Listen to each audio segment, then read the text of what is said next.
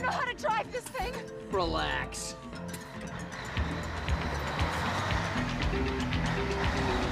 Subscribe to Cinebuster right now. This channel covers the real stories behind the vehicles that live inside the films people grew up on. And today's subject is one of the most charismatic trucks ever put on screen. It's a 1985 Freightliner FLC 120. It's got a name painted down the side in letters big enough to read from a parking lot, and it belongs to a wisecracking, deeply overconfident truck driver named Jack Burton, who runs it out of San Francisco's Chinatown. The film it stars in is one of the most ambitious and peculiar studio pictures of 1986. It bombed so completely that it ended its director's relationship with Hollywood, and it spent the last 40 years building a cult following that shows absolutely no signs of stopping. Be sure to like, comment, and subscribe. And now, lights, camera, action.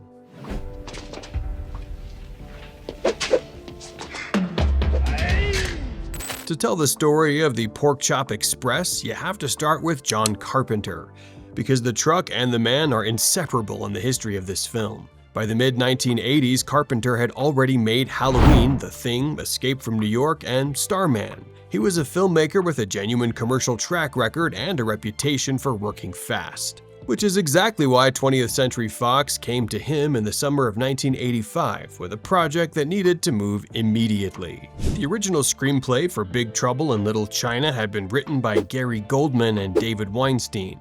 As a Western set in the 1880s, it went through the hands of script doctor W.D. Richter, who stripped the period setting and rebuilt it as a contemporary action comedy set in San Francisco's Chinatown. Fox wanted it in theaters before July 1986. 5 months ahead of a similarly themed Eddie Murphy film called The Golden Child, which they believed would steal the market if Big Trouble arrived second. Carpenter was given 15 weeks of principal photography and a budget of around $25 million, and he went to work. You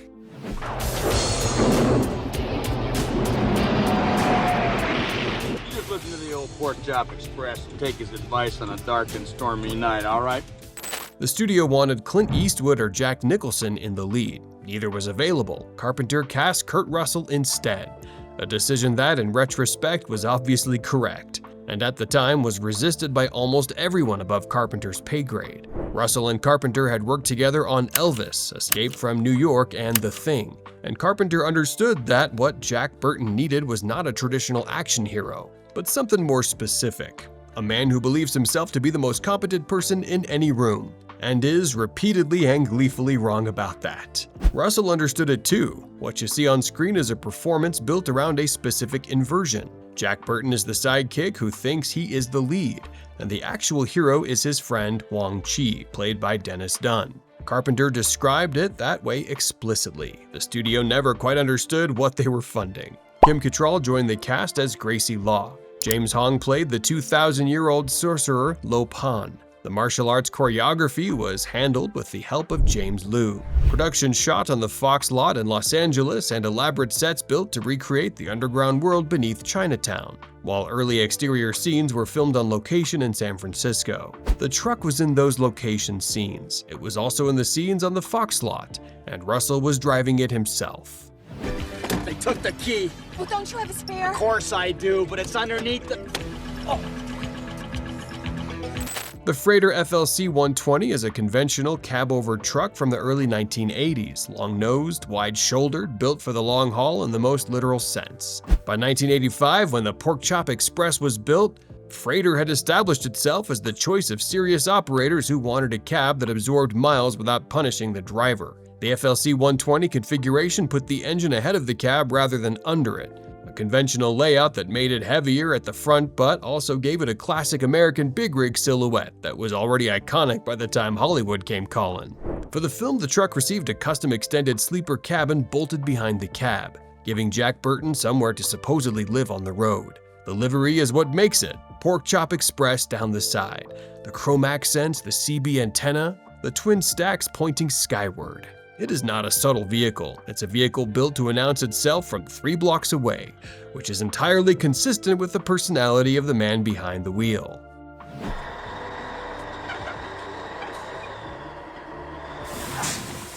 One detail that the owner of the truck in England noted when he eventually acquired it and which adds a layer of authenticity that sets this film apart from many of its contemporaries, is that Kurt Russell actually learned to drive the truck rather than relying on a stunt double for the gear work. For a vehicle of this size and specification, this is not a small thing. An FLC 120 with a custom sleeper is not the kind of thing you climb into cold and perform on camera. Russell trained for it. What you see on screen is the actor at the wheel, and that specificity shows. The Pork Chop Express moves with a confidence in the film that a stunt-doubled truck rarely has, because the relationship between the driver and the machine is real. Subscribe to Cinebuster right now if you haven't already, because this is where the truck story after the camera stops rolling gets genuinely strange. Big Trouble in Little China opened on July 2, 1986 in just over 1,000 theaters. It made $2.7 million in its opening weekend. Its total North American gross was $11.1 million against a budget of $25 million. Fox pulled it from theaters after 6 days. The marketing had been minimal. Fox had a house rule of spending no more than $3 million advertising any film regardless of cost, and the campaign they ran was so poorly conceived that many of the posters featured an illustration of Jack Burton that barely resembled Kurt Russell. James Cameron's Aliens landed 16 days later and consumed whatever oxygen was left in the summer marketplace. Carpenter was devastated. He said publicly that the experience of making Big Trouble in Little China and watching it fail the way it did was the reason he stopped working for Hollywood studios. He said he would not work for them again. He meant it. He returned to independent filmmaking and largely stayed there. The film that was supposed to be his Indiana Jones landed like a stone. And the studio that had rushed it into production without understanding what it was took almost no responsibility for that.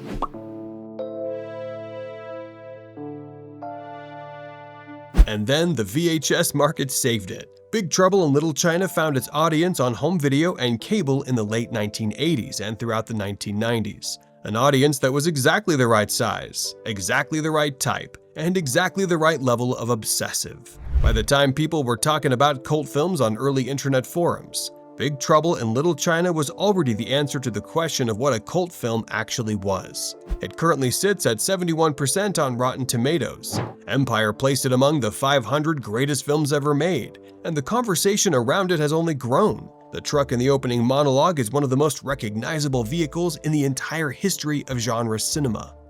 So what happened to the Pork Chop Express after production wrapped? Well, this is where the trail goes cold in the way that trails from 1986 productions tend to go cold.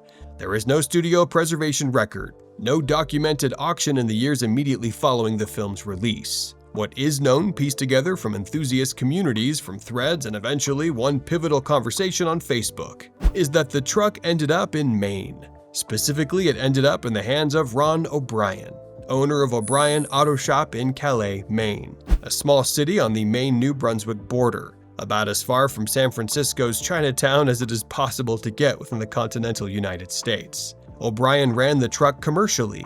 He made daily runs from Calais to Eastport, Maine, working it as a working truck with a working life, without apparent fanfare about what it had been. The Pork Chop Express, one of the most beloved screen vehicles of the 1980s, was pulling freight on the Maine coast. How it traveled from a Fox production lot in Los Angeles to an auto shop in Washington County, Maine, is a question that nobody in the enthusiast community has been able to answer conclusively, and that mystery is very much part of the truck's appeal at this point.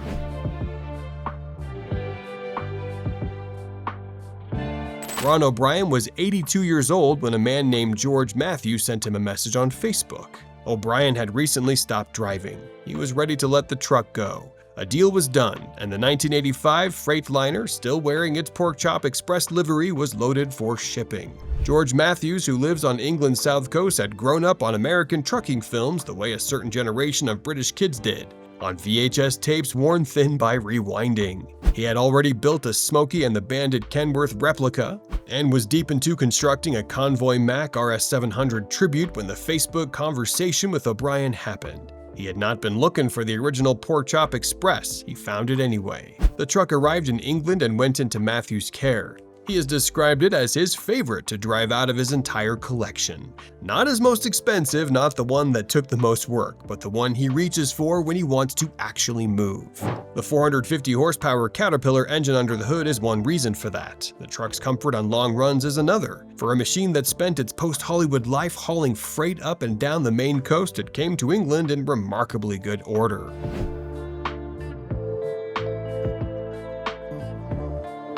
The broader enthusiast community confirmed the truck's continued active life in 2022, when Forum Report placed it at the Great Dorset Steam Fair, one of Britain's most significant vintage vehicle and machinery events, held annually on a 600-acre site in Dorset. The truck was photographed there still wearing its full Pork Chop Express livery, fully operational, drawing exactly the kind of crowd that a 40-year-old movie truck with a good story attached to it usually does. The Star Car Hire database in the UK lists it as the original screen-used Pork Chop Express, though it should be noted that the full provenance chain from Fox production to Ron O'Brien's shop in Maine was assembled from enthusiast sources, rather than studio documentation, and represents the best available account of a journey that was never officially recorded. What is not in doubt is what George Matthews has in his possession, a 1985 Freightliner FLC 120 in Pork Chop Express livery that came directly from a Maine auto shop owner who had been running it commercially. Acquired without fanfare, shipped across the Atlantic, and is now the most well-traveled screen truck of the 1980s by a significant margin. Jack Burton's closing monologue in Big Trouble in Little China is delivered from behind the wheel of the Pork Chop Express, CB radio in hand, rolling into the night, and it ends with him noticing that the wild man has stowed away in the back of his truck, which tells you exactly the kind of film this is and exactly the kind of relationship Jack Burton has with closure.